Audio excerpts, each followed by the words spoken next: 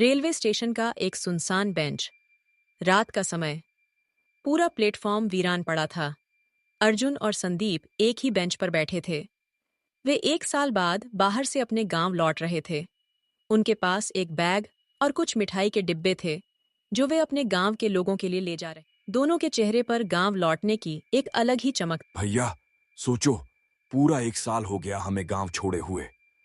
अब जब वापस जा रहे हैं तो दिल ऐसे धड़क रहा है जैसे कोई नया सपना पूरा होने वाला हो। अर्जुन बोला। सच कह रहा है अर्जुन, ये शहर की भीड़ मशीनों जैसा जीवन सब पीछे छूटने वाला है। अब अपने खेतों की मिट्टी की खुशबू मिलेगी, माँ के हाथ की रोटियां मिलेंगी और वो नीम के पेड़ के नीचे बैठकर बचपन की बातें याद आएंगी। संदीप ने मुस्कुराते हुए कहा। और सबसे जरूरी बात, हमारे दोस्त गोपाल सूरज किशन, सबका चेहरा आंखों के सामने घूम रहा है। कैसा लगेगा ना जब हम चुपचाप पहुंचकर दरवाजे पर खड़े हो जाएं। हाँ माँ तो हमें देखते ही रो पड़ेगी। बाबूजी कुछ ना बोलेंगे लेकिन उनकी आंखें सब कुछ कह देंगी। वो अपनी खाट पर बैठे होंगे और बस धीरे से कहेंगे, आ गए, लेकिन अंदर से पूरा आंगन हंस पड़े। अर्जुन बोला, भैया, मैं सच कहूं तो थक गया हूं। फैक्ट्री की मशीनें, डांट खाने वाली नौकरी, हर दिन एक जैसा। लेकिन गांव का जीवन जैसे हर दिन नया सवेरा। तूने मेरी भी आंखें नम कर दी, संदीप बोला। अर्जुन, इस बार तो मैं सोच रहा हूं कि गांव में ही कुछ समय रुकूं। बाबूजी भी बूढ़े हो गए हैं, खेतों की जिम्मेदारी अब हमें लेनी चाहिए। बिल्कुल भैया, और ये जो शहर से जोड़े पैसे ला रहे हैं उससे गांव में ही कुछ शुरू करेंगे। दूध की डेयरी खोलेंगे। मां को कितना अच्छा लगेगा। दोनों के चेहरे पर मुस्कान थी। भैया, अब तो ट्रेन आ जाए।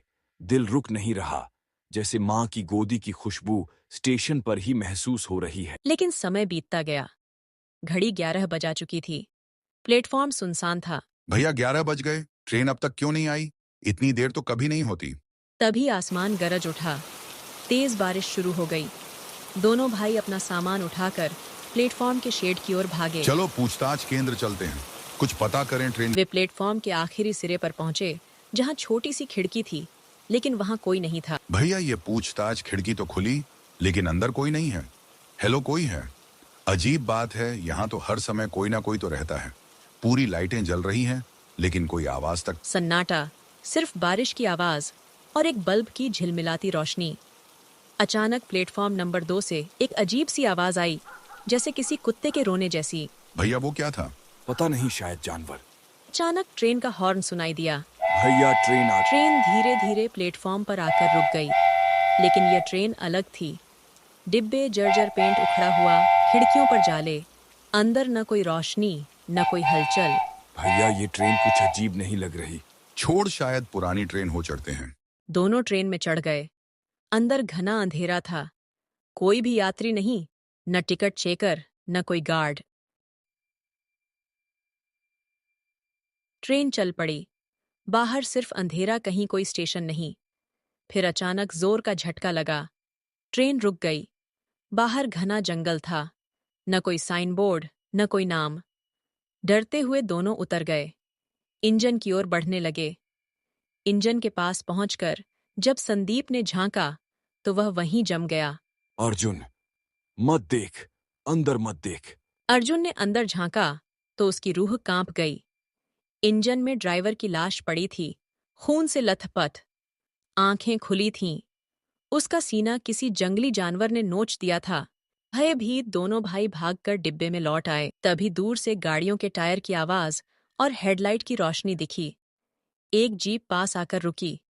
उसमें से 2 आदमी उतरे। एक वर्दी में था, दूसरा सामान्य कपड़ों। मैं ट्रेन का असली ड्राइवर लगता है। हमें स्टेशन से सूचना मिली थी कि इस ट्रेन में कोई हादसा हुआ है। लेकिन ड्राइवर तो मरा पड़ा है अंदर। नहीं, मैं ही ड्राइवर हूँ। कोई भ्रम हुआ होगा। जाओ, ट्रेन में बैठ जाओ। लाइन क्लियर है, ट्रेन आ। दोनों भाई चुपचाप ट्रेन में वापस आकर बैठ गए। धीरे धीरे सुबह की रोशनी डिब्बों में आने लगी। ट्रेन खिड़नीपुर स्टेशन पर रुकी। ग्रामीण लोग चढ़ने लगे। बच्चों की आवाजें, बुजुर्गों की बातें, सब सामान्य।